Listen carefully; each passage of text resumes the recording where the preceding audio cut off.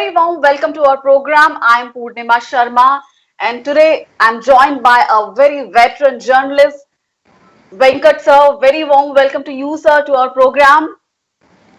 Thank you, Purnima.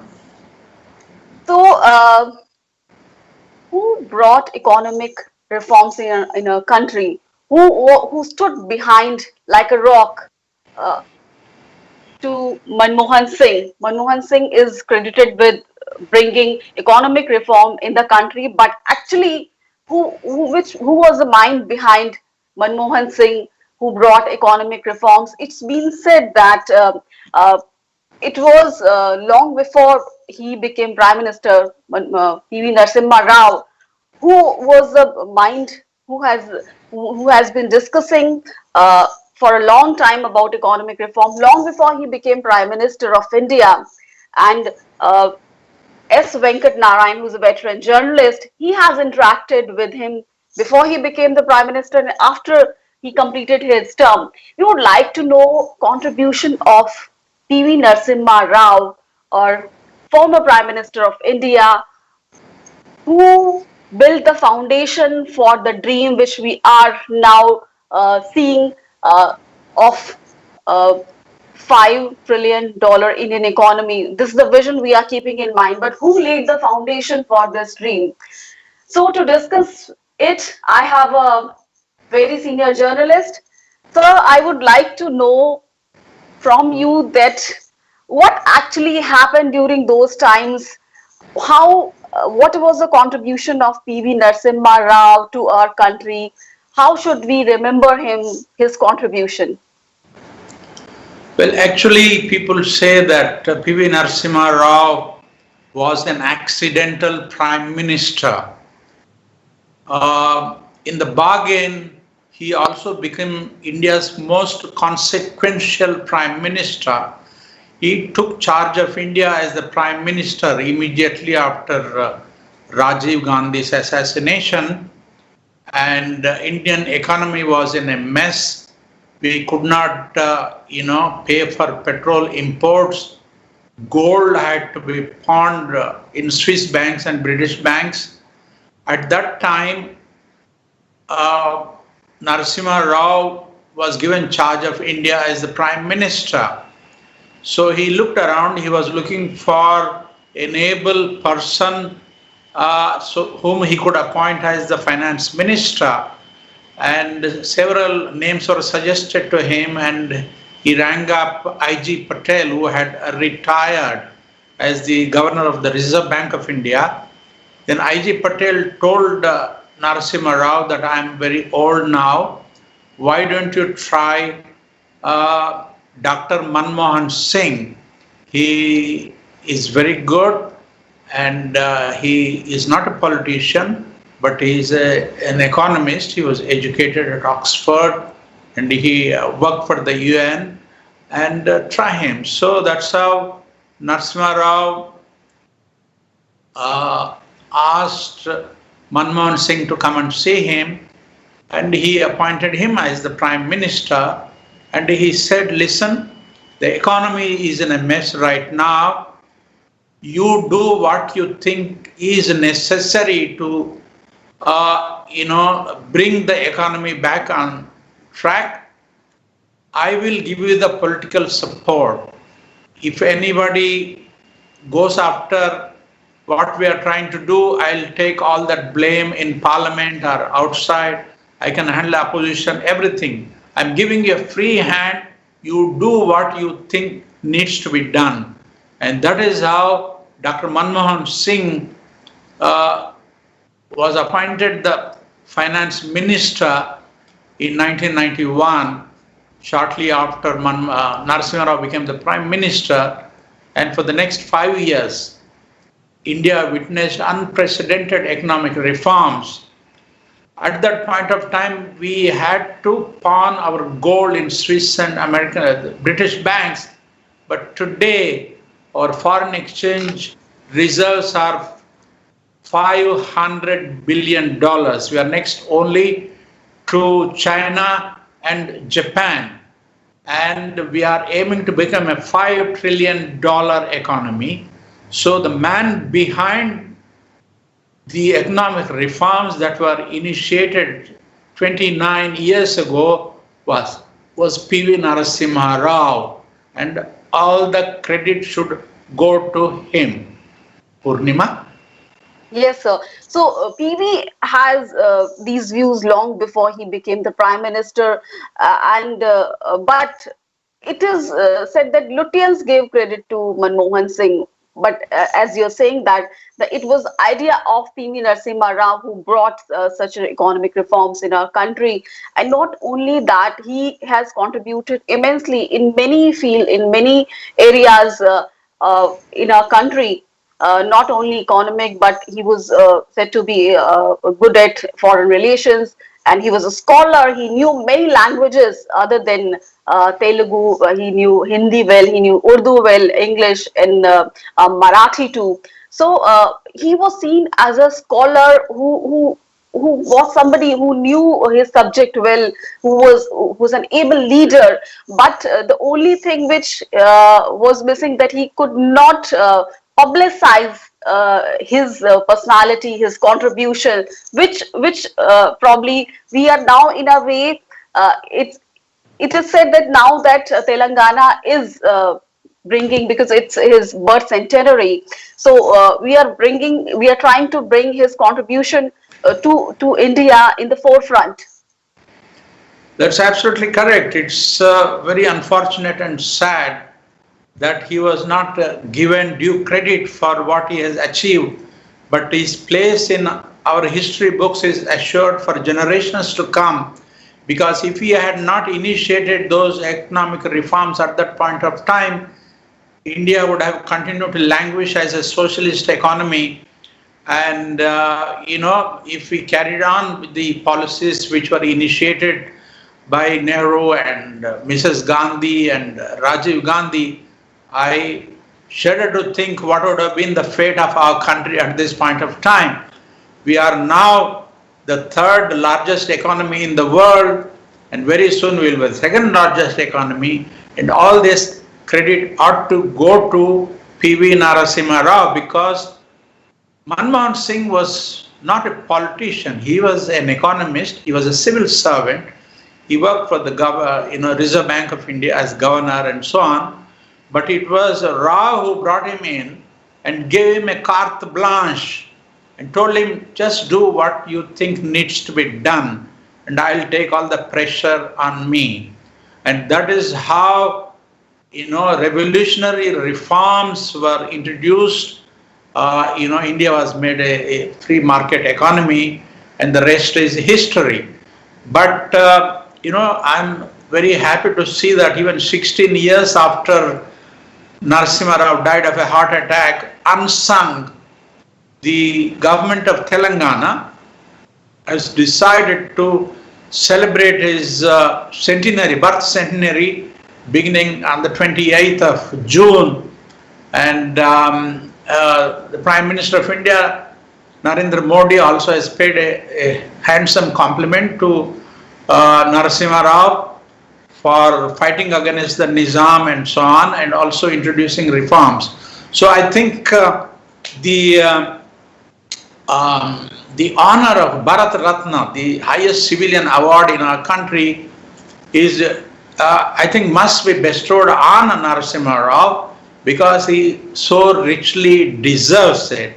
Unfortunately, some small-minded people in his own party did not treat him with the respect he deserved, but that's all history. That only shows how small-minded they are.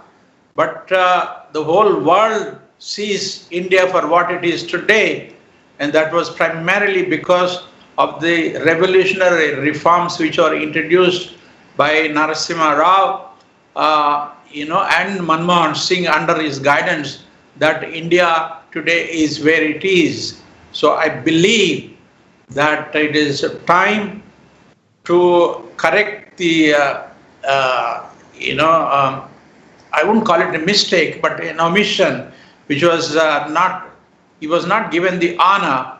I would like to think that now is the right time, because this is his birth centenary year, that India should express its gratitude to this man, for what he did by introducing economic reforms.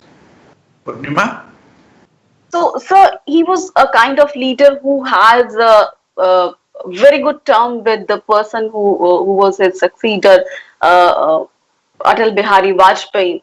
And Atal Bihari Vajpayee actually gave credit to PV Narsimha Rao and said that he was the father of India's nuclear program in a way, because it was started during Narsimha Rao's time, and he conveyed the message to Atal Bihari Vajpayee that the samagri taiyar hai, you can go ahead and do the Pokhran test.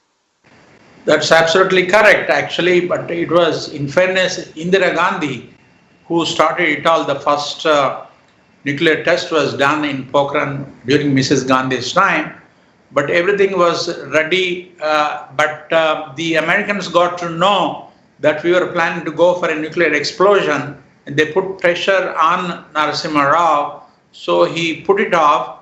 And the day Vajpayee became the Prime Minister, he literally handed over the key to the nuclear program to Vajpayee and said, well, you go ahead and do whatever you need to do. You mean that it was nuclear program was started during Narsimha Rao's time? No, it was Indira Gandhi who did the first nuclear explosion. But everything was in place. But by satellite, the Americans found out that we were planning to go ahead with a nuclear explosion during Narasimha Rao's time. So then the Americans requested and advised him not to go with the nuclear explosion. So in deference to the Americans, so Narasimha Rao did not order the nuclear explosion, but after his term got over, he told Atal Bihari Vajpayee, everything is ready now, you can go ahead and order the explosion, and that's how it happened. So it's only fair that Vajpayee, who had excellent relations with Narasimha Rao, that he describes him as the father of India's nuclear program. So not only that, I mean, you have covered him for a long time before he became Prime Minister and after he completed his term. How did you view his relationship with Manmohan Singh? Because he mentored Manmohan Singh. He stood like a rock behind him in his leadership. He gave him the strength to put forward these economic reforms. So during those times, if you could share your experience, because you shared to me that you come from his native place. Yes, that's right. His birthplace and my birthplace are a few kilometers away from each other. They are in now Warangal district in Telangana. Incidentally, it was during Mrs. Gandhi's filing of nomination from the Medak Lok Sabha constituency in 1979 December that I met Mr. Narasimha Rao among a group of people, the Congress leaders like Chenna Reddy, who was the Chief Minister, Janardhan Reddy, who was a senior leader and a minister. They were all waiting in the collectorate in Medak, and that's when I got introduced to Mr. PV Narsimha Rao. So I had known him for 25 years of his life, and so after the electoral victory, he became the foreign minister. And soon after he became the foreign minister, I went to see him, and he told me that Mrs. Gandhi summoned him and said, I want you to become the foreign minister. So he said, Madam, I don't drink. I'm not particularly fond of traveling around. Why do you want me to be the foreign minister? She said, listen, you are a scholar, you are very well informed, you are an intellectual, you have the stature to deal with global statesmen, and so I would like you to become the foreign minister. That's how he agreed to become the foreign minister. Even when he was the foreign minister, I would call him and, I would like to come and have a chat with you. He said, come after 10 o'clock. So I would go to see him in his Motilal Nehru Marg residence in New Delhi, and a cup of coffee would come and he would talk. Whatever I asked, he would give replies. But whenever I tried to pull out a notebook to make notes, he said, no, no, no, you're not quoting me. Everything is off the record. You can use this information in whichever way you want, but you will not attribute that to me. That kind of stuff. So in a way, he was a loner. He did not have a group. He did not go out of his way to kind of collect a gang of supporters or nothing like that. He was happy being, himself, and reading books and learning new languages, or translating Telugu books into English and Marathi books into Hindi, Hindi books into Marathi. He was an intellectual, and I would say he was possibly the best educated prime minister we have had, and possibly globally also. I think you have very few people who are well educated, intellectually oriented, literary bent of mind, writer, journalist, and such a low-key figure. He never, he was not crazy for publicity. He was just happy doing his own thing and living in his own world. So he did not create his own constituency.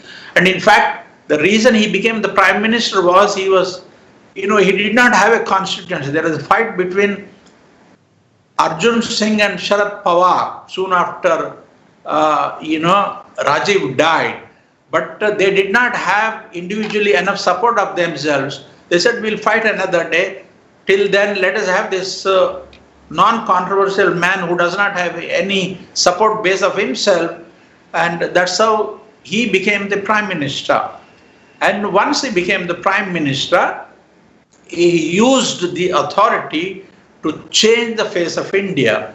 And just as he did in Andhra Pradesh, he was the chief minister, 71 to 73, about all of 15 months.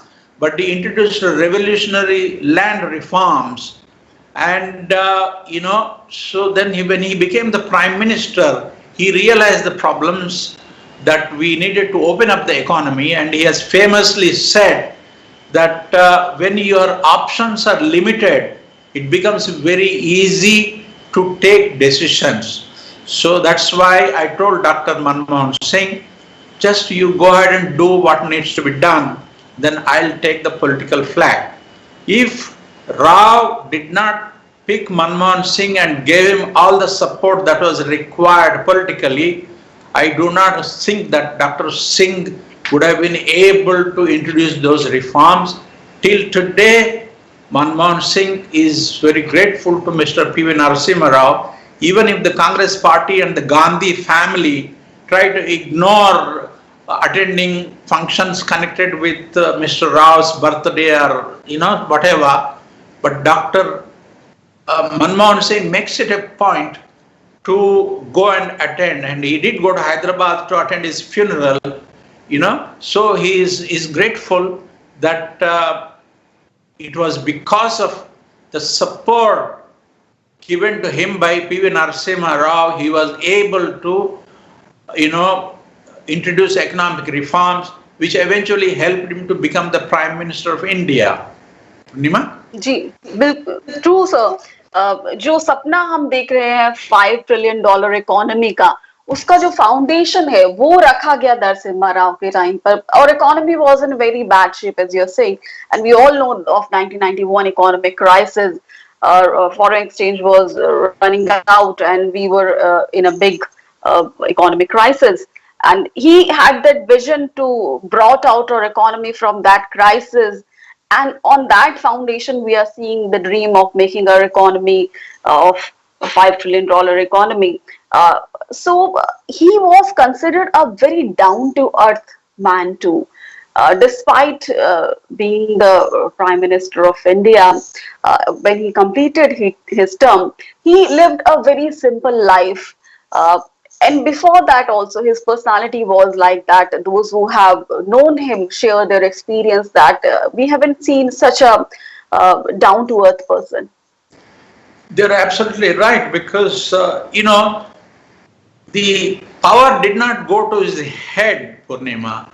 And Yes. he was accessible even after he became the prime minister.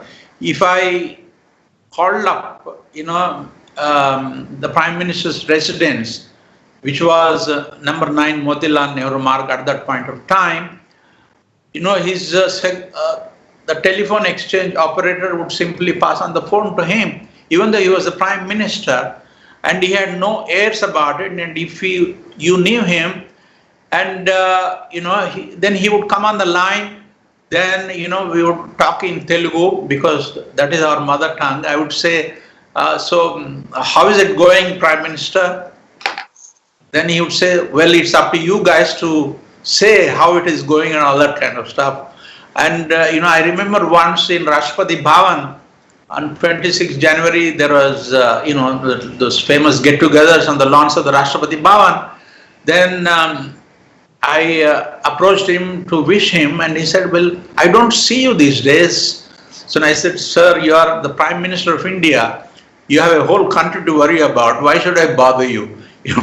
So then we both of us laughed and went away. So the thing is that he made history. He was aware of that. And he was exactly like what Deng Xiaoping did in China soon after Mao Zedong died. China is not a great example to talk about at this point of time, given the tension on the border. But the fact remains that the credit for the fantastic development achieved by China should go to Deng Xiaoping, just as the credit for economic development of India should go to PV Narsimha Rao in India. So he was very modest, and he was not crazy about publicity. He was not interested in any kind of exposure. And if you wanted to talk to him, he would call you, give you an off background briefing, but he'd never say, okay, write about me, do this, do that, nothing like that, So the same thing happened. I traveled with him on several of his foreign trips. I remember going to the US, I think twice or thrice with him. I went to Davos with him, and Germany, Iran, Malaysia. Even on the plane, he was very accessible. On the way back, he would come and sit where the journalists are, and we'll have a meeting and a press conference, that kind of stuff. And he was a very, as I said, low-key kind of person, and he had no airs about it. Power did not go to his head, and he had excellent relationships with everybody in politics. And they all respected him for his intellectual caliber and his sophistication and humility. And when there was a huge human rights discussion was going on in Geneva, and Narsimha Rao sent Vajpayee ji as leader of the Indian delegation. Yes. You remember, that is the kind of thing that Rao had about him. And when Vajpayee went to Geneva and talked on India's behalf, the Pakistanis were shocked. I said, this guy is not from the Congress party, he's in the opposition. And he is coming and backing the Congress party's prime minister and Congress, the India's policies and all that. You see, that won him hearts of people. And people who were intellectually accomplished, well-informed, well-educated, they knew what this gentleman was all about. People, your ignoramuses, there are plenty of them in today's politics, particularly in the Congress party. I'm sorry to say, they did not give him the respect, but it doesn't matter. He did not care because, he looked at himself as a man of destiny, put in power at that point of time. Even if it was an accidental prime minister, then he did what he thought needed to be done. For example, even foreign policy, Purnima, it was amazing that he opened up with Israel. But before opening up with Israel, he invited Yasser Arafat and took him into confidence and say, listen, we are going to announce, reviving our diplomatic relations with Israel, but our friendship with Palestine will continue unaffected. I remember I was in a press conference addressed by Yasser Arafat in Vigyan Bhavan. I also remember asking him, Mr. Arafat, India is going to announce re-establishment of diplomatic relations with Israel. You have a comment on that? Mr. Arafat said, I have been informed by your Prime Minister. We are very happy that you are reviving your diplomatic relations, and we'll be happy to see if you can do something to bring Palestine and Israel together so that we can have good relations. The same thing about opening up to East Asia, look east. That was introduced by Narasimha Rao. Now we are the prime ministers who came afterwards, particularly Vajpayee and then Mr. Modi, then they have taken it forward. We have very good relations with ASEAN as a whole region. And all these great initiatives were taken during Mr. Narasimha Rao's time, Purnima. Yes, so you are telling very interesting things, your experience while covering him as a prime minister, and but there are certain things. Do you think, or do you agree with this, that it is being said that Lutyens media didn't do justice to his contribution. He remained unsung despite his tremendous contribution to India. That's absolutely correct. But you see, there are people and people. Some people, even if they don't do anything, they're crazy about being seen on the cover of a magazine or being written about and being seen on television, things like that.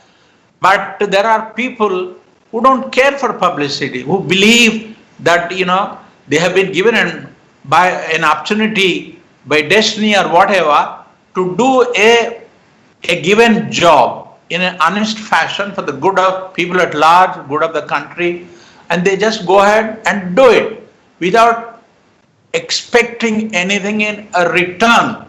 And I think Narasimha Rao falls in that exclusive category of people who believe in doing things that are right for the country and did not expect anything in a return. So it did not bother him at all if the media did not write about him, the Congress party did not give him what is his due and so on, because he simply didn't care. He was happy that he was able to do something for the country. Yeah, he had substance and he believed in doing work than talking about it. One more thing which I would like to compare, if you could enlighten us, Manmohan Singh has blindly, we know that it's been said that who is the shadow prime minister, or in Sanjay Baru in his book has written that how he shared that that Manmohan Singh said that there cannot be two center of power. So he has obeyed in a way, indirectly it's been conveyed many a time. But Narsimha Rao said, "I am the Prime Minister of India. I cannot demean office of the Prime Minister of India. I cannot, if Sonia Gandhi wants to meet me, she's welcome to my house.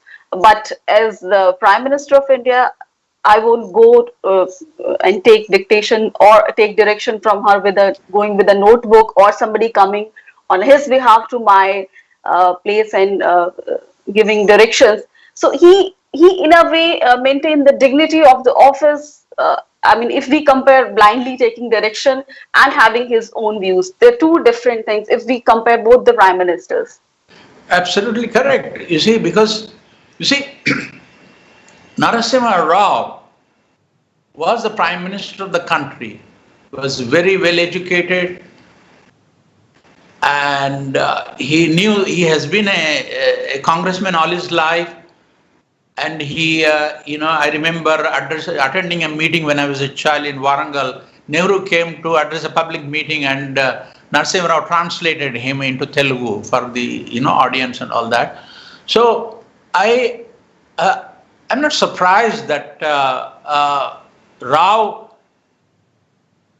did what he did to maintain the stature of the dignity of office. Okay, I mean, Indira, Sonia Gandhi, how can you compare her? Intellectually, she is nowhere.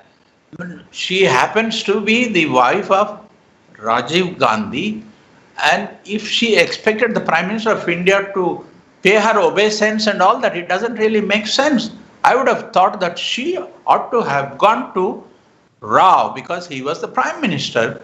She should give respect to the man who is sitting in the Prime Minister's chair. With Dr. Manmohan Singh, it's a different ballgame altogether. He was not in politics, and his claim to fame was that he introduced economic reforms during Narasimha Rao's time, and he owes his position as the Prime Minister to the Gandhi family, Sonia Gandhi in particular. So his relationship or equation with Sonia Gandhi was something very, very different from the kind of relationship Narasimha Rao wished to maintain with Sonia Gandhi. I mean, he did not like going. I mean, he was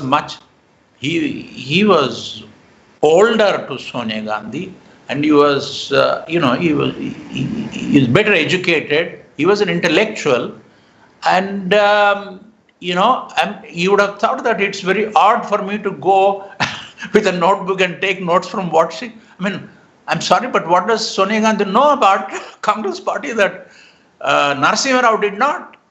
Okay, so I think they're two different people altogether. So it's entirely, and Mr. Dr. Manmohan Singh, he owes his office to Mrs. Gandhi, and he is a different kind of person, very different from what Narasimha Rao was. So, which is why his relationship with the Gandhi family was quite different from the relationship Narasimha Rao maintained with Sonia Gandhi.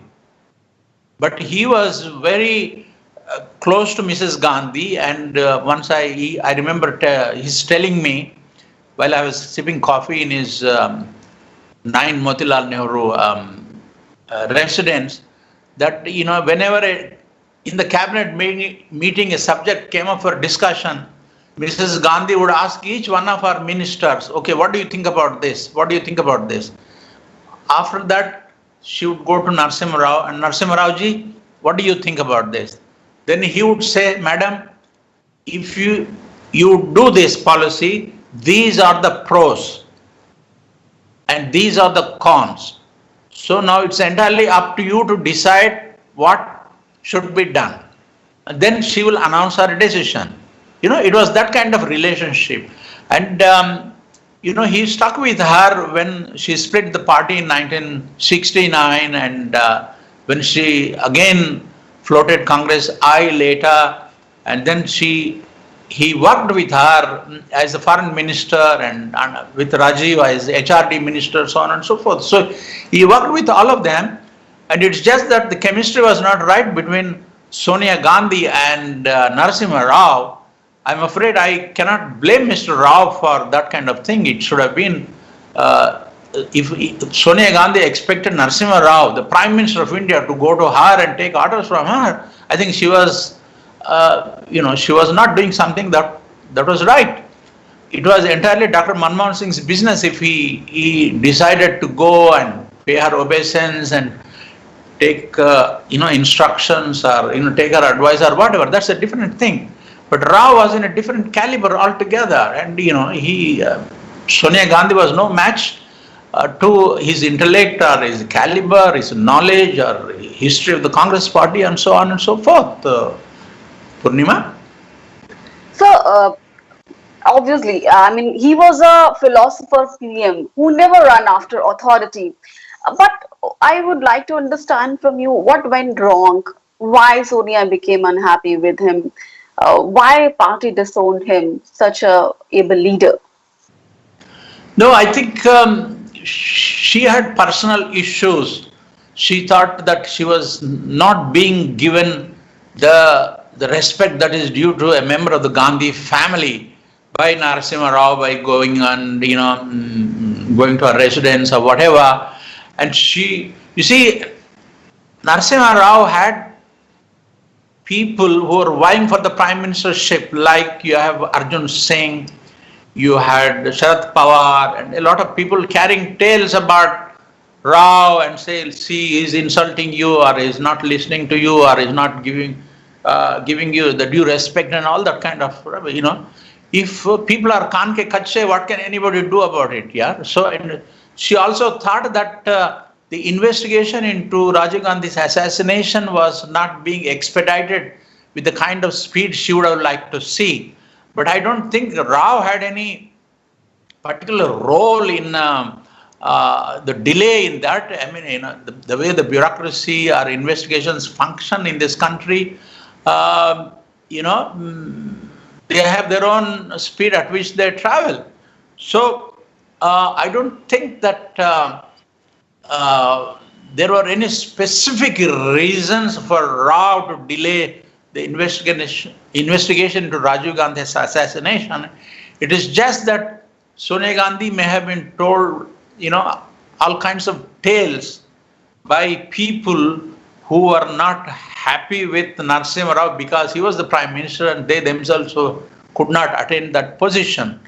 So, on hindsight, nobody ever interviewed Sonia Gandhi, or she never spoke. I don't know if she spoke to anybody or she wrote anything, what exactly were the reasons behind this, but hopefully she realizes that she was displaying her own small-mindedness by refusing,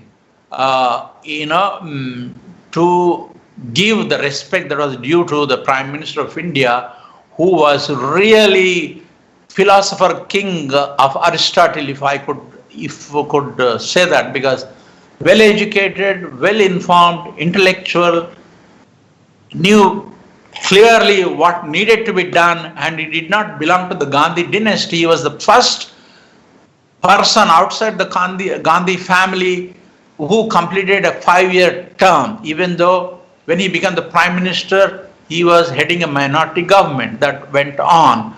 So, but it is a remarkable achievement for a man who had no majority support.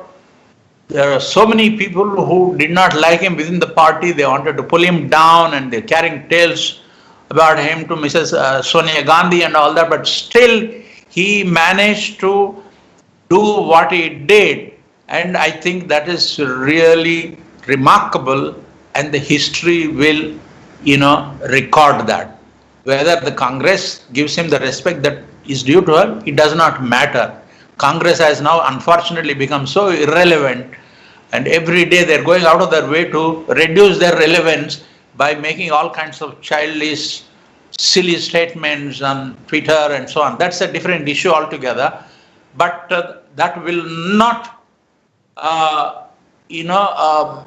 reduce the importance of Narasimha Rao's role in transforming India into a multi-trillion-dollar economy as of today. Purnima? True, sir. And once he completed his term, there was organized effort to implicate him in case after case. And he literally had to sell his property in Hyderabad to pay to his lawyers. Uh, Absolutely. I mean, it's so silly that he was the first man in India, a former prime minister who had to, who was dragged to courts, and several cases were, filed against him. Eventually, they were all thrown out of court because there was no evidence and all that. And he was really corrupt. You see, when he went back to Hyderabad, just before the elections in 91, there was a 10,000 rupee telephone bill pending. He had no money to pay the telephone bill. If the man was corrupt, would he have a problem of that kind? I mean, it's so silly, ridiculous that. But I like to think that he was wearing a Teflon shirt. Eventually, none of this rubbish stuck to him, and his place in history remains very assured, Purnima. So he was a visionary who also brought about big changes for women also. It was under when he was Prime Minister, 73rd Constitutional Amendment and 74th Constitutional Amendment for reservation for women in Panchayati Raj and in local body were brought in when he was the Prime Minister. When now we see that reservation for women in Parliament is still pending for the past 22 years, but he had that courage that he got it through. He got that bill through for reservation for women in Panchayati Raj and in local bodies. That vision he had. Yeah, it's absolutely ridiculous that, now so many years after he introduced this, we still have a problem and reservation is, not ensured for women whereas in countries like South Africa and so many other countries, there are more women in parliament than men, you see. It's not only women's representation, Purnima, actually, he was the one who introduced educational reforms. And, a national health scheme also was his idea. Okay. So it's not just women, it was an all round kind of effort that he did to take India forward in the Committee of Nations. Purnima? Yes. Before we conclude this show, I would like to ask you that how we should remember such a visionary leader, such an able leader who brought so many changes in our country, who took us forward and who has contributed immensely to our country. How shall we remember our former Prime Minister PV Narsimha Rao? Well, this is his 100th birth centenary year. The least we can do as a people, as a country, which is knocking at the gates of the United Nations for a permanent seat on the Security Council, and we are going to overtake Japan and many countries in Europe as an economic power. In terms of PPP, we are already number 2. Anyway, that's all. But all this became possible because of this little publicized revolutionary reforms introduced by a very unassuming, very modest man called Pamlaparthi Venkat Narasimha Rao. The thing we can do to commemorate his memory and to pay tribute to what he has done for this country is to bestow a Bharata Ratna on him during this birth centenary year. And I hope that the government of the day will do something about that. Thank you so much, sir. S. Venkat Narayan, senior journalist, for talking to us and sharing your experience while covering PV Narsimha Rao as a Prime Minister and even after that, and how he has contributed immensely to our country. His contribution will be remembered, etched in history, and will be remembered forever. Thank you for talking to us. Thank you, Purnima, for having me on your show. Bye. Thank you. Thank you.